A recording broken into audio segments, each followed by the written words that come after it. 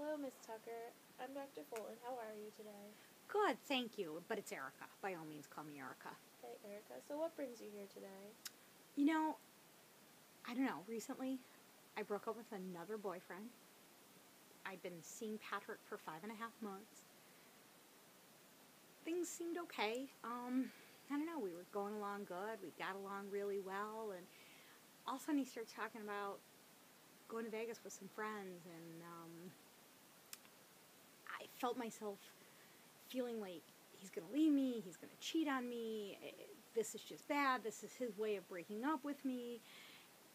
And I just lost it. And I started yelling at him. And I said, I'm done with you. I can't have this. I don't want this in my world. And really, it was something small that just turned into another failed relationship. And I really felt, I got to get out of this before he leaves me. I want to be the leaver. I don't want to be left.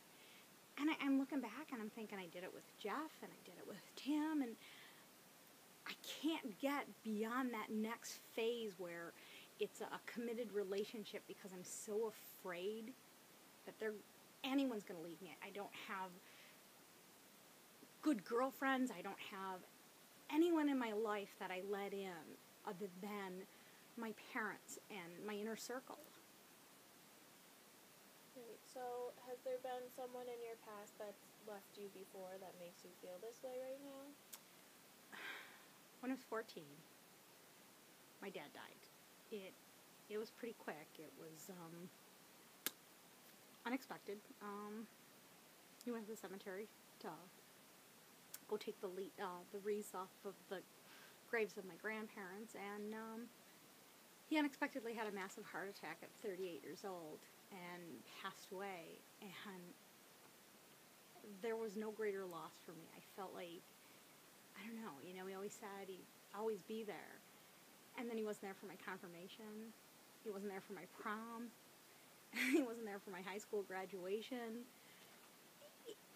All the big things and all the big things that are still going to happen to me, he won't be there for me. Yeah. I mean, and he always said it. I mean, every night when he put me to bed, it was like, I'm always going to be here. You can count on me. And I can count on him to what? To drop dead? So it seems to me that you seem a little bit upset with your father that he's not here to experience all these things that he said that he would always be here for. How can I be upset with him? He's gone. I mean, he didn't choose to go. Does it tick me off that, I'm going through everything, and when I need a man's perspective, I've got an 80-year-old grandfather to go to?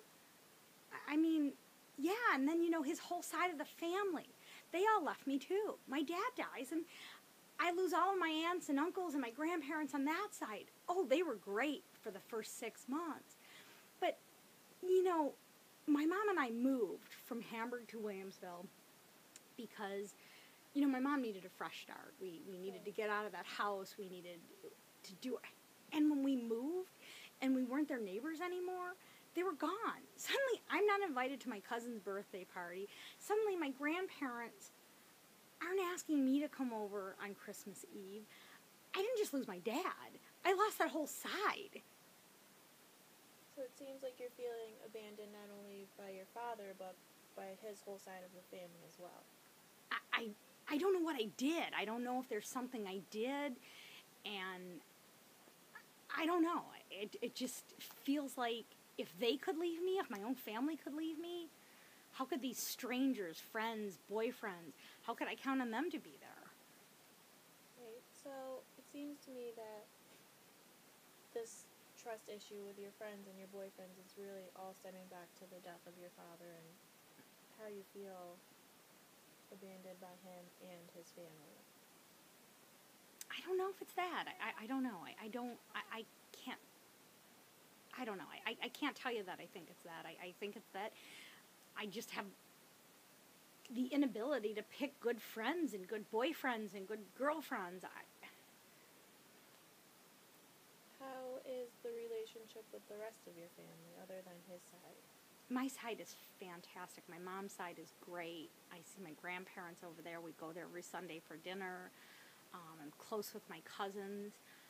you know, the weird thing is on that side, when my dad died, you know, suddenly I became a princess. I became the queen in my grandparents' eyes. My cousins suddenly felt like they had to take care of me, and I guess I get these mixed signals, and I don't understand how some people can care so much for me, and then other people can't care at all. And then I'm like hot and cold. It's insane, you know.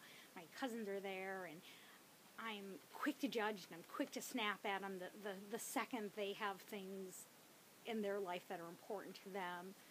I feel very frail.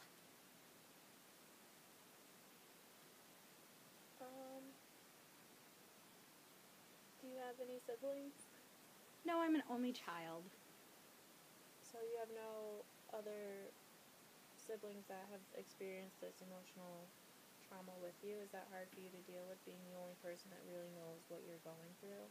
Yeah, because, you know, my mom dealt with it so differently, you know, and my mom's very much, don't talk about it, it's over now, it's done, put it on the shelf, and, you know, my dad died on Sunday. I went to school on Monday, and, you know, my mom and my grandparents did all the funeral arrangements. I was 14. I wasn't even involved in it. And I even went to school the day of his funeral, and she picked me up from school. And the day after his funeral, I went back to school, and it was like this whole surrealness. There was no, I don't know. I remember looking at my mother and saying, you know, when we were at the wake, and saying to her, why are we doing this? And my mother said, it's for closure. And I was like, closure for who? Who's there closure for? This is like a horrific thing for me. I'm 14 years old, and I'm staring at my father, who doesn't look like my father. He's been pumped up on drugs to try and save him in this horrible makeup job as he's stuffed into a coffin. Strangers are hugging me and telling me how strong I am, and really all I wanted to do was just run out and bang my head against a wall, and I don't know, it was just insane, and I can't talk to my mother about it because my mother's like, there's nothing we can do. Man up, move on. You know, she went right back to work, I went right back to school. 6 months later, we're selling the house and we're moving, and it was just like a whirlwind. So, you say that your mother handled it completely different, and that she just wanted you to, in your words, man up and move on.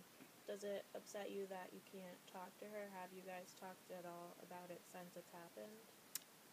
We talk about him, and we talk about him like it was the past, but do we talk about how we feel? Absolutely not, because I don't know. I think that she's afraid that she'll cry and that I'll cry, and if we don't cry, it's not real, and it's okay. Right. And would you like to be able to talk about it with your mother? Yeah, I'd like to know, you know, I'd like to be able to do what she did. I'd like to be able to just end it. But I can tell you, my mother has yet to have a successful relationship since my father passed away.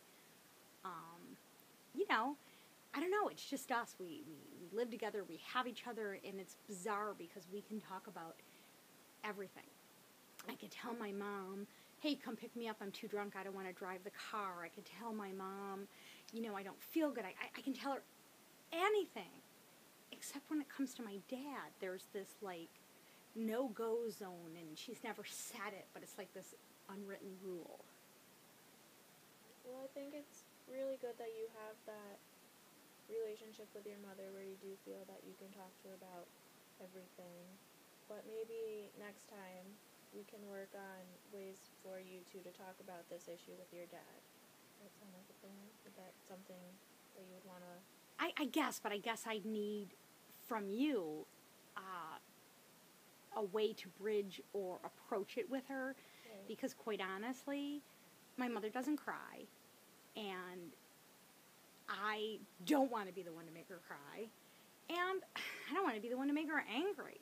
And that's kind of the way she deals with things. It's like, man up, move on, and I'm done. I don't want to talk about this anymore. And then I'm like, oh, crap, what do I do now? Where do we go at this point? Right. Well, I think that's definitely something good for us to work on, and our session is just about over.